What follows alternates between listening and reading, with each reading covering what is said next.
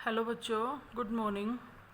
बेटा हम 8.6 एक्सरसाइज कर रहे थे जिसमें आपके लास्ट के दो क्वेश्चन रहते हैं 35 और 36। दोनों क्वेश्चन टिक कर लेना, वेरी वेरी वेरी इंपॉर्टेंट हैं। देखो बेटा, क्वेश्चन नंबर 35 स्टेटमेंट पढ़ो इसकी ध्यान से। कहते हैं point on the hypotenuse of a right triangle is at distance a and b from the sides of the triangle. कहते हैं हमारे पास एक ट्रायंगल है, उस ट्रायंगल में क्या कहता है कि हाइपोटेन्यूज पे एक पॉइंट लाई करता है और उस पॉइंट का जो उसकी अदर दो साइड हैं ट्रायंगल की, उनसे डिस्टेंस दे रखा है ए एंड बी। कहता है show that the minimum length of the hypotenuse. Hypotenuse की लेंथ को क्या दिखाना है? मिनिमम, यानी कि जो हाइपोटेन्यूज की लेंथ आएगी हम उसका डबल डेरिवेटिव करेंगे और वो डबल डेरिवेटिव पॉजिटिव आना चाहिए, तभी हम क्या कहेंगे कि लेंथ का डबल डेरिवेटिव अगर पॉजिटिव है तो लेंथ क्या होगी? मिनिमम। साथ के साथ ये कहता है कि वो जो लेंथ आप निकालो ना, वो क्या आनी चाहिए? a raise to the power 2/3 plus b raise to the power 2/3 whole raise to the power 3/2। देखो बेटा, स्टेटमेंट समझ गए होंगे आप। कहते हैं एक राइट एंगल ट्रायंगल है, पहले हम डायग्राम बना लेते हैं। एक राइट एंगल ट्रायंगल है, ठीक है। ट्रायंगल का नाम हमने ले लिया a b c, a b c. Hypotenuse पे एक पॉइंट ले रहे हैं हम, उस पॉइंट को हमने कह दिया पी। कहता है हाइपोटेन्यूज पे लाई करने वाले पॉइंट का डिस्टेंस अदर टू साइड से, एक ये साइड और एक ये वाली साइड, ये जो डिस्टेंस है, जैसे हम इस पॉइंट को नाम दे देते हैं क्यू, इसको नाम दे दिया आर, और ये डिस्टेंस दे रखा है जैसे ये तो हो P से Q तक का डिस्टेंस A और P से B तक का डिस्टेंस कितना? B। ये गिवन है। ये कहते हैं जो हाइपोटेन्यूज आपका AC, इसकी लेंथ को क्या दिखाना है? मिनिमम। देखो बेटा, अब यहाँ पे हम अज्यूम कर रहे हैं ये जो एंगल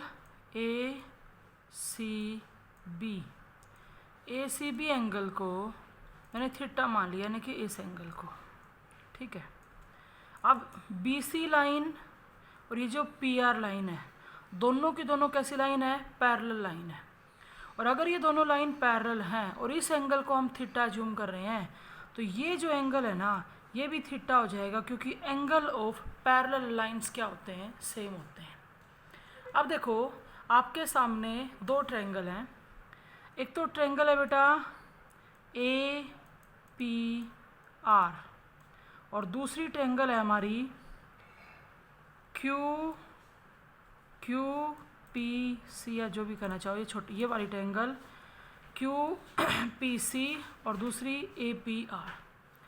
क्योंकि हमें जो हमारा हाइपोटेन्यूज है ना, हाइपोटेन्यूज AC वो निकालना है। डेरिवेटिव तभी करेंगे जब हम पहले हाइपोटेन्यूज को लिखेंगे। अब AC किस किस से बन रहा है? AP प्लस में PC से। अब AP तो निकलेगा ट्रायंगल APR की हेल्प से, और PC हम निकालेंगे ट्रायंगल PQC की हेल्प से। देखो बेटा, अगर ट्रायंगल APR में लें तो AP हमें चाहिए और इसमें PR हमारे पास है। AP हमें निकालना है और PR हमारे पास है, जो फॉर्मूला पढ़ते थे 10th क्लास के अंदर। कौन सा? पंडित बद्री प्रसाद हर हर बोले वाला। एंगल तो हम ले ही चुके थीटा। अब देखो, जब AP प्लस में PR लिखेंगे तो हमारा क्या बनेगा? यहाँ से AP तो हो गया हाइपोटेन्यूज और PR हमारा क्या हो गया? बेस। और हाइपोटेन्यूज अपॉन में बेस, तो ये क्या होता है? B अपॉन में S तो होता है कोस, तो H अपॉन में B क्या हो जाएगा? सीकेंट। तो ये आ जाएगा सीकेंट थीटा, क्योंकि एंगल क्या है? थीटा। अगर ट्रायंगल QPC में लें, हमें चाहिए क्या? PC, और हमारे पास है क्या? PQ।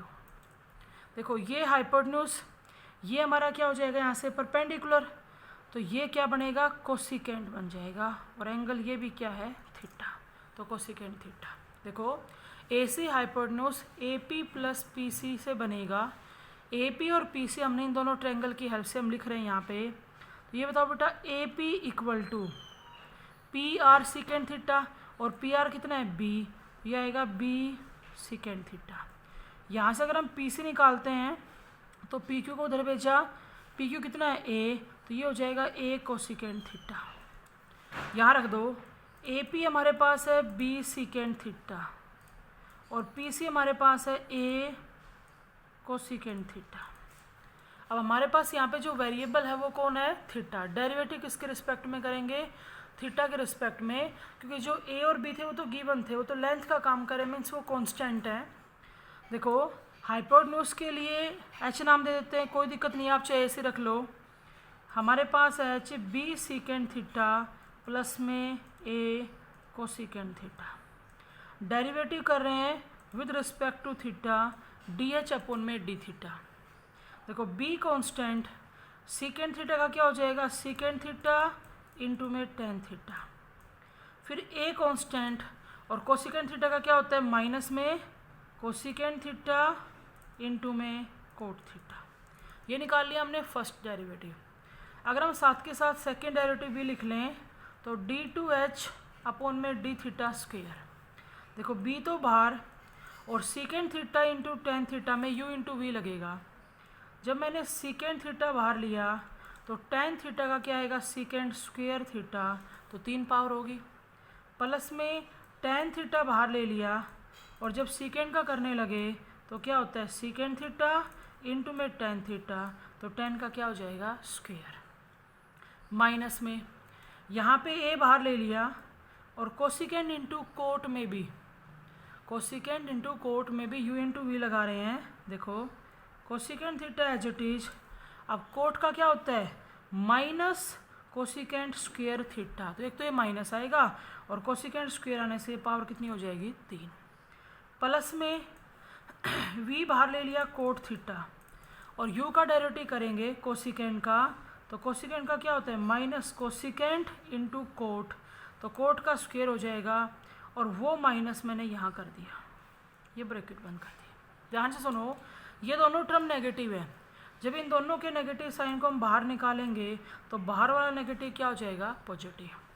देखो आपका जो डबल डेरिवेटिव है वो ओवरऑल हमें पॉजिटिव साइन देगा, क्योंकि कोई टर्म नेगेटिव हमारी है ही नहीं।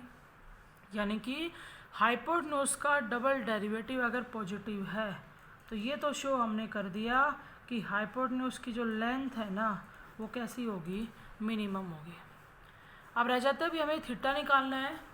उसके लिए जो हमने फर्स्ट डेरिवेटिव निकाला था डी एच अपॉन में डी थीटा, उसको 0 के इक्वल लेके चलेंगे।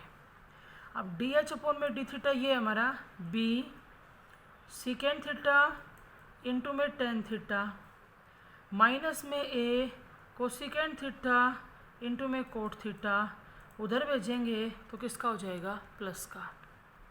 देखो b h it is, secant को हम 1 कोस लिख सकते हैं, हम टेन को साइन अपॉन में कोस लिख सकते हैं, इक्वल टू कोसिकेंड को 1 साइन थीटा और कोट को cos theta by sine theta.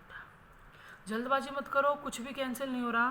देखो यहाँ साइन की 2 पावर है, उधर भेजेंगे तो बी साइन की पावर 3 और इधर ए कोस की पावर कितनी हो जाएंगी, 3। अगर हम इसे टेन या कोट में कन्वर्ट करें तो साइन क्यूब के नीचे अगर कोस क्यूब लेके आएंगे तो टेन क्यूब हो जाएगा और ये बनेगा ए अपॉन में बी।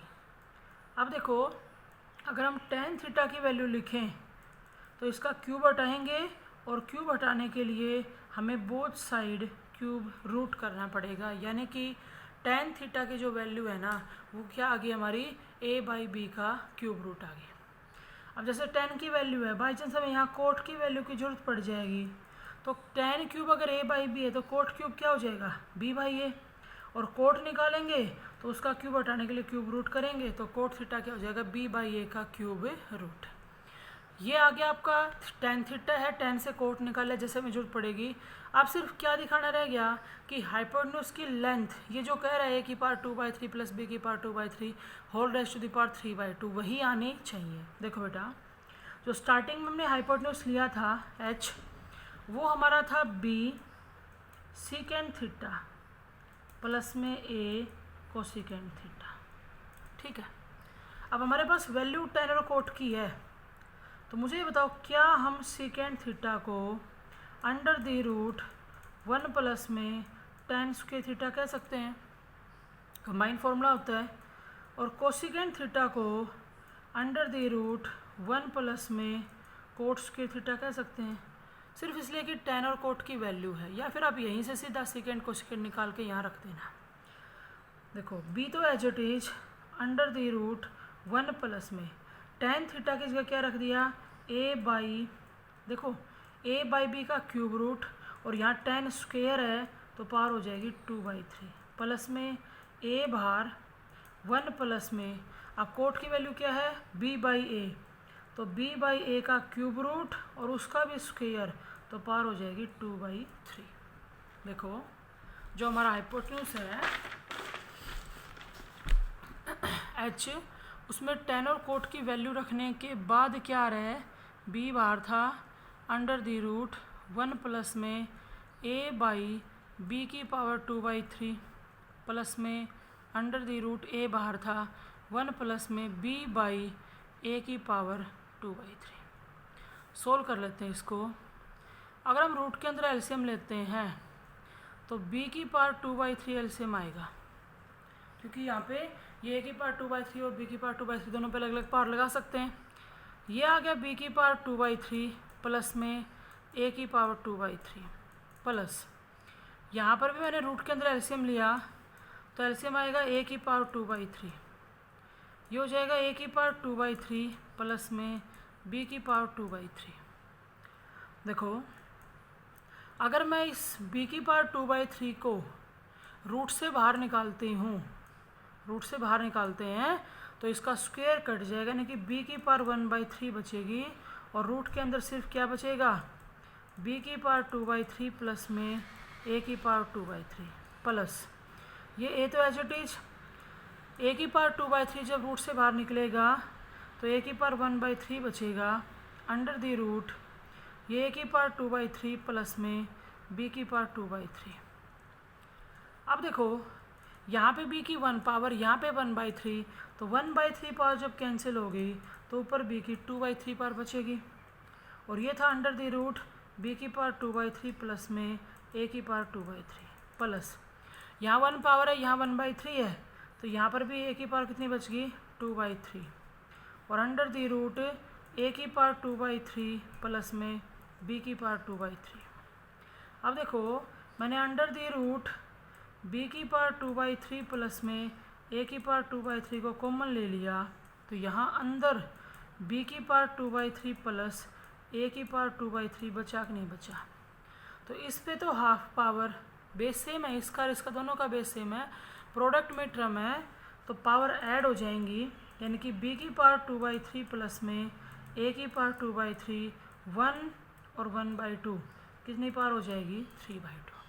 अब अपना आंसर देखो, उसके अंदर लिख रहा है a की पावर 2/3 प्लस में b की power 2/3 whole raise to the power 3/2, तो एक ही बात है, बीच में प्लस का साइन हम आगे पीछे लिख सकते हैं। यही हमें क्या करना था, प्रूव करना था। नेक्स्ट देखो बेटा क्वेश्चन नंबर 36, स्टेटमेंट पढ़ो इसके ध्यान से। कहते the sum of the surface area of a rectangular parallelepiped with side x 2x और x/3 and a sphere is given to be constant. ध्यान से सुनो क्या कहता है, रेक्टेंगुलर पैरेललोपिपेड यानी कि हम कह सकते हैं क्यूबॉइड, क्यूबॉइड और स्फीयर के सरफेस एरिया का सम गिवन है। गिवन वर्ड समझ गए होंगे, गिवन वर्ड की हेल्प से हम क्या करते हैं, वेरिएबल चेंज करते हैं। फिर कहते हैं prove that the sum of their volume, किस किस की वॉल्यूम की बात हो रही है, क्यूबॉइड की और स्फीयर की, उन दोनों की वॉल्यूम के सम को हमें क्या दिखाना है, मिनिमम यानी कि वॉल्यूम का डबल डेरिवेटिव क्या दिखाना पड़ेगा आपको, पॉजिटिव। साथ कहते हैं if x is equal to 3 times the radius of the sphere, x जो है ना वो क्यूबॉइड के लिए यूज हो रहा है और स्फीयर की रेडियस के लिए जैसे हम r ले लेंगे तो उसमें हमें क्या रिलेशन दिखाना है कि x है वो किसके इक्वल होगा, 3r के। और फिर कहता है also find the minimum value of the sum of their volume, और हमें वॉल्यूम निकालना भी है। देखो बेटा सबसे पहले डायग्राम बना लो। रेक्टेंगुलर पैरेललोपिपेड मीन्स क्यूबॉइड की बात कर रहे हैं, इसने लेंथ भी दे रखी है, विड्थ भी दे रखी है और हाइट भी दे रखी है। देखो एक साइड उसने दे रखी है x, एक दे रखी है उसने 2x और एक दे रखी है बेटा x/3। तो ये तो हमने क्यूबॉइड ले लिया। अगर स्फीयर की बात करें तो हम उसके लिए रेडियस यूज कर लेते हैं r। क्या कहते हैं क्वेश्चन की स्टेटमेंट के अंदर कि दोनों के सरफेस एरिया का सम गिवन है, तो सम वर्ड के लिए मैंने क्या ले लिया s। अब मुझे ये बताओ, अगर हम इस क्यूबॉइड का सरफेस एरिया लेते हैं तो पहले फॉर्मूला लिखा दो, क्या होता है 2 × LB प्लस में BH और प्लस में क्या आएगा HL। अगर स्फीयर की बात करें तो वो क्या होता है 4πr²। रखो देखो 2 × में भी लेंथ के लिए हमने क्या ले लिया 2x, विड्थ के लिए क्या ले लिया x, प्लस में विड्थ हमारी कितनी x, हाइट कितनी x/3, हाइट कितनी है x/3 और लेंथ के लिए हमने क्या लिया था 2x और ये 4πr²। यहाँ देखो अगर हम ब्रैकेट के अंदर सोल्व करें तो एलसीएम आएगा 3, ये बनेगा 6x² प्लस में आएगा x² प्लस में आएगा 2x² इक्वल प्लस में हमारे पास है 4πr²। देखो 6, 7 और ये आ गया 9x²। 2 × में 9x² अपॉन में 3 प्लस में 4πr²। ये 3 से कैंसिल कर दिया, यानी कि जो क्यूबॉइड का और स्फीयर का सरफेस एरिया का सम गिवन वर्ड जो यूज कर रहा था वो हमारा 6x² प्लस में 4πr² आ गया। अब इसके साथ अगर गिवन वर्ड है ना तो इसका यूज वेरिएबल चेंज करने के लिए किया जाएगा। तो इसको एक बार स्टार इक्वेशन बना के यहीं पे छोड़ दो।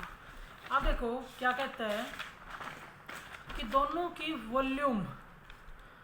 वॉल्यूम को क्या दिखाना है मिनिमम। अब क्यूबॉइड की वॉल्यूम क्या हो जाएगी length 2x, width x, height x/3 और स्फीयर की क्या हो जाएगी 4/3πr³। अब हमें यहाँ पे बेटा डेरिवेटिव करना है और डेरिवेटिव के लिए वही कि विद रिस्पेक्ट टू x या विद रिस्पेक्ट टू r, तो वो हम जो पीछे अभी हमने स्टार इक्वेशन बनाई है हम उसकी हेल्प से वेरिएबल चेंज कर लेंगे। और वो जो स्टार इक्वेशन थी वो क्या थी s = 6x² प्लस में 4πr²। ये गिवन है, यहाँ से वेरिएबल चेंज करेंगे। अब ये आपकी मर्जी है कि आप यहाँ से x की वैल्यू निकालते हो या r की वैल्यू निकालते हो। अगर मैं यहाँ से x² निकालूँ तो x² क्या आएगा s - 4πr² अपॉन में 6 और अगर x लिखूँ तो x क्या हो जाएगा s - 4πr² अपॉन में 6 और उस पर क्या है रूट। ये हमारा जो सरफेस एरिया दे रखा था जो स्टार इक्वेशन हमने बनाई थी वहाँ से यहाँ ले आओ, यहाँ पुट करो। देखो 2/3 तो एज इट इज, s की वैल्यू क्या है, x की वैल्यू क्या है s - 4πr² अपॉन में 6, इस पे पावर 1/3 और इसका क्यूब तो टोटल पावर 3/2 हो जाएगी और प्लस में क्या है 4/3πr³। अब ये पूरा का पूरा r वेरिएबल के अंदर है तो हम यहाँ डेरिवेटिव करेंगे विद रिस्पेक्ट टू r। थोड़ी सी बस इसमें कैलकुलेशन ही वो है और आगे कुछ दिक्कत नहीं आएगी आपको। देखो बेटा 2/3 कांस्टेंट, ठीक है, पावर का किया तो 3/2 आगे, s - 4πr² अपॉन में 6 उसकी पावर 1/2 रह गया और जब बेस का करेंगे ना तो 1/6 तो एज इट इज, s का हो जाएगा 0 और माइनस में 8πr आ जाएगा प्लस में 4/3π तो कांस्टेंट और r³ का क्या हो जाएगा 3r²। जितना पॉसिबल आपसे सोल्व होता है सोल्व कर दो। 2 से 2 कैंसिल, 3 से 3 कैंसिल, माइनस में 4/3 ये कैंसिल करने के बाद पाई है r है और साथ में हमारे पास है s - 4πr² अपॉन में 6 उसका क्या है रूट और प्लस में आ गया 3 से 3 कैंसिल हो गया 4πr²। ठीक है, साथ के साथ अगर डबल डेरिवेटिव करना है तो यहीं कर लो एक बार, d2v/dr²। देखो बेटा -4/3π तो कांस्टेंट और इसमें मैं u इंटू वी लगाना पड़ेगा। r बार इसका करेंगे तो 1/2 आगे, इस पूरे की पावर -1/2 रह जाएगी।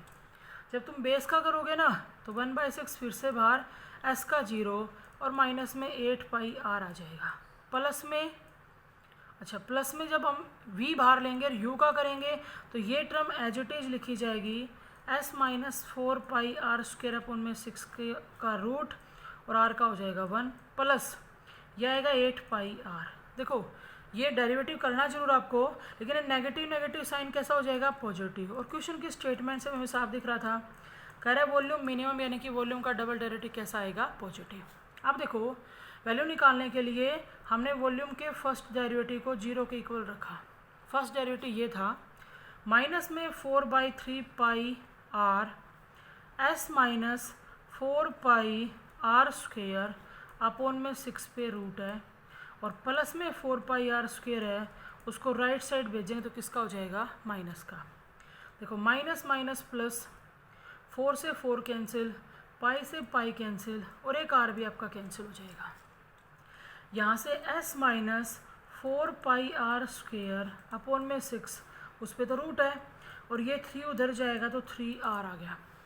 रूट हटाने के लिए हमने दोनों साइड स्क्वेयर कर दिया, तो s minus 4 pi r square upon में 6, ये बनेगा 9r स्क्वेयर। तो s minus 4 pi r square equal to 54r square आ गया। अगर मैं यहाँ से s निकालूँ तो 54r स्क्वेयर प्लस में 4 पाई r स्क्वेयर आ गया। फर्स्ट डेरिवेटिव को 0 के इक्वल रखने से जो आपको मिला, आप उसको वहाँ पुट करो जहाँ से आपने वेरिएबल चेंज किया था, यहाँ पे देखो x is equal to under the root, s की जगह क्या रखोगे, 54r square plus 4 pi r square, और माइनस में भी क्या है हमारे पास 4 पाई r स्क्वेयर, और अपोन में क्या है 6। तो 4 पाई r स्क्वेयर से 4 पाई r स्क्वेयर कैंसिल हो गया, 6 से कैंसिल करें तो रूट के अंदर बचेगा 9r स्क्वेयर, और 9 का रूट 3, r स्क्वेयर का r, तो x किसके इक्वल आ गया, 3r के। क्वेश्चन के स्टेटमेंट में था ये कि जो x है वो स्फीयर की रेडियस के 3 टाइम्स के क्या हो, इक्वल हो। अब क्या कहते हैं, वॉल्यूम निकालो। तो वॉल्यूम निकालने के लिए आपने जो वैल्यू निकाली वो वैल्यू पुट करनी है। हमारी वॉल्यूम क्या बनी थी बेटा, यहाँ से सोल्व करने के बाद ये था 2/3 x क्यूब प्लस में 4/3 पाई r क्यूब। अभी हमने जस्ट वैल्यू निकाली है कि x किसके इक्वल है, 3r के, वो यहाँ पुट कर देते हैं। रखो 2/3 तो एज इट इज, x की जगह 3r रखेंगे और उसका क्यूब करेंगे, तो 3 का क्यूब कितना होगा 27, और ये आएगा r क्यूब, प्लस में 4/3 pi r cube as it is. कुछ कैंसिल होता तो कर लो, ये कैंसिल हो गया 9 पे। देखो बेटा मैंने कॉमन ले लिया 2/3r क्यूब, यहाँ से जब 2/3r क्यूब जाए तो 3 डिवाइड में नहीं, तो ये बनेगा 27, प्लस में 2/3r क्यूब गया तो क्या बचा 2 पाई, और यही हमारी क्या है वॉल्यूम, और यही हमें निकालनी थी। ये थी बेटा आपकी एक्सरसाइज 8.6, वेरी इंपॉर्टेंट थी, कंप्लीट हो गई है। अच्छे से आपको इसकी प्रैक्टिस करनी है।